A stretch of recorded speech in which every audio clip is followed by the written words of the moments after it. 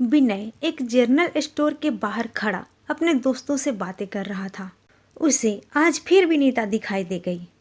विनीता उसके पास से निकली तो उसके दिल में आंधियां उठने लगी। उसने पहले भी कई बार आते जाते विनीता को देखकर सोचा, धोखेबाज कहती थी मेरे बिना जी नहीं सकती। अब यही सब अपने दूसरे पति से कहती होगी। बकवास करती हैं ये औरतें। फिर अगले ही पल उसके मन से आवाज आई कि तूने भी तो अपनी दूसरी पत्नी से यही सब कहा था। बेवफा तुम हो या विनीता। वह अपने दोस्तों से विदा लेकर अपनी गाड़ी में आ बैठा और थोड़ी दूर पर ही सड़क के किनारे गाड़ी खड़ी करके ड्राइविंग सीट पर सिर टिकाकर विनीता के बारे में सोचने लगा। विनय ने विनीता से प्रेम विवाह किया था। विवाह को 2 साल ही हुए थे कि विनय की माँ उषा देवी को पोता पोती का इंतजार रहने लगा। उन्हें अब विनीता की हर बात में कमियां दिखने लगी थीं। विनीता सोचती क्या करे। उसके सिर पर माँ का साया था नहीं और पिता अपाहिज थे। बरसों से वे बिस्तर पर पड़े थे। एक ही शहर में होने के कारण वो पिता के पास चक्कर लगाती रहती थी। उसके रिश्ते की एक बुआ और एक नौकर उसके पिता शिव शंकर का ध्यान रखते थे। उषा देवी को अब हर समय विनय की वंश वृद्धि की चिंता सताती। विनीता उनकी हर कड़वी बात चुपचाप सहन कर जाती। सोचती जो बात कुदरत के हाथ में है उस पर अपना खून जलाना बेकार है। वह आराम से घर के कामों में लगी रहती। उसे परेशानी तब होती जब विनय को उससे कोई शिकायत होती। वह विनय को इतना प्यार करती थी कि उसकी बाहों में पहुंचकर विनय कह उठता, तुम किस मिट्टी की बनी हो, पहले दिन की तरह आज भी कितनी सुंदर दिखती हो। विनीता हंसकर उसके सीने से लग जाती और इस तरह 5 साल बीत गए थे। विनय के ऑफिस आने के समय विनीता उसे तैयार हंसती मुस्कुराती मिलती। उषा देवी को यह पसंद नहीं था। एक दिन वे विनय से बोली, तुम उदास और दुखी क्यों रहते हो। विनय हंसा, क्या हुआ है मुझे, अच्छा तो हूँ। बिना बच्चे के भी कोई जीवन है, बच्चों से ही तो जीवन में रौनक आती है। उषा देवी बोली, माँ दुनिया में हजारों लोग हैं जिन्हें बच्चे नहीं हैं। विनय शांत रहते हुए बोला, तुम ढंग से डॉक्टर को दिखाते क्यों नहीं हो।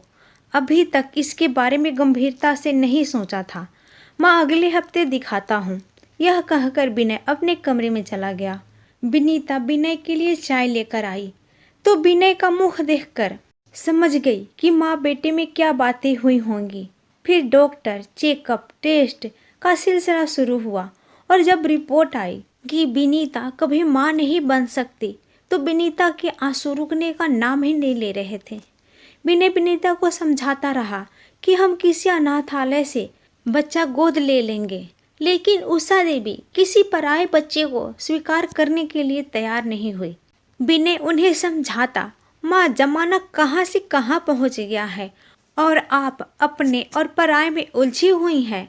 विनय के बचपन में ही उसके पिता का देहांत हो गया था। उषा देवी ने बड़ी मेहनत से विनय को पढ़ाया लिखाया था। विनय माँ का दिल कभी नहीं दुखाना चाहता था।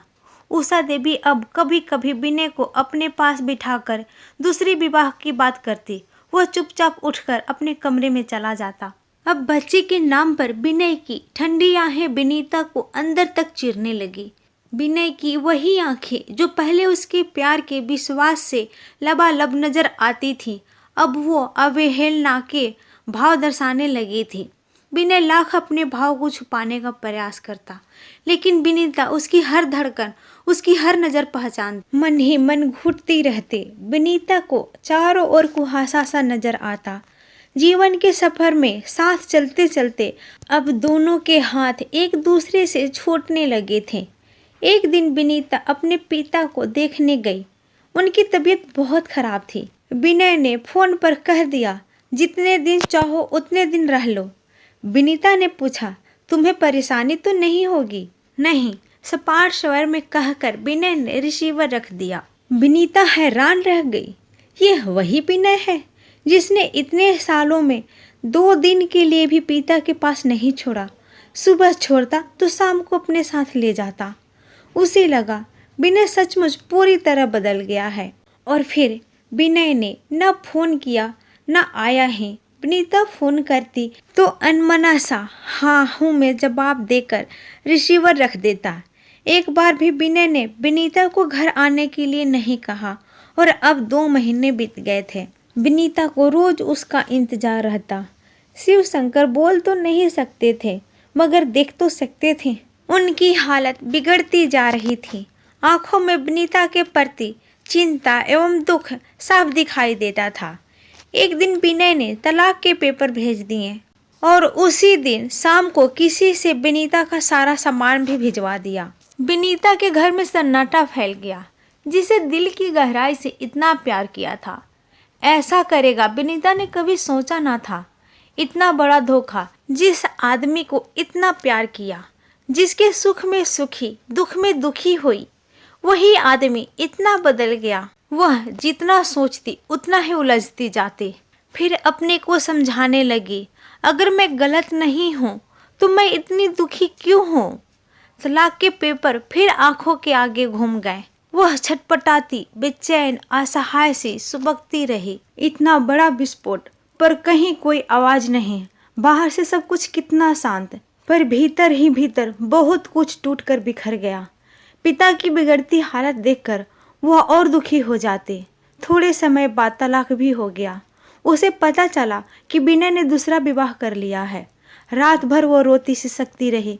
विनय के साथ बिताया एक एक पल याद आता रहा। शिव शंकर को अस्पताल में दाखिल कराना पड़ा। उन्होंने अपने वकील श्याम सिन्हा को बुला लिया और घर एवं किराए पर चढ़ी हुई सारी दुकानें विनीता के नाम कर दी। उनकी आंखों में विनीता के लिए चिंता साफ दिखाई देती। श्याम सिन्हा शहर के प्रसिद्ध वकील थे। उम्र में विनीता से कुछ ही बड़े थे, लेकिन बहुत ही सुलझे हुए इंसान थे। इस पूरी दुनिया में शिव शंकर को श्याम से ज़्यादा भरोसा किसी पर न था। वे जब भी आते, विनीता ने देखा था, शिव शंकर की चिंता कुछ कम हो जाती थी। विनीता के विवाह के बाद भी श्याम ही शिव शंकर का हर तरह से ध्यान रखते थे। शिव शंकर श्याम को सालों से जानते थे। विनीता से श्याम की जितनी भी बातें होती, शिव शंकर जी के बारे में ही होती। विनीता तलाकशुदा है, यह वो जानते थे, लेकिन विनीता से इस बारे में उन्होंने कभी कुछ नहीं पूछा था। विनय के दुख के साथ साथ पिता की आंखों में बसी चिंता विनीता को और व्याकुल किए रहती। उसकी बुआ और नौकर घर संभालते रहे। वह अस्पताल में शिव शंकर के पास थी। श्याम आते जाते रहते।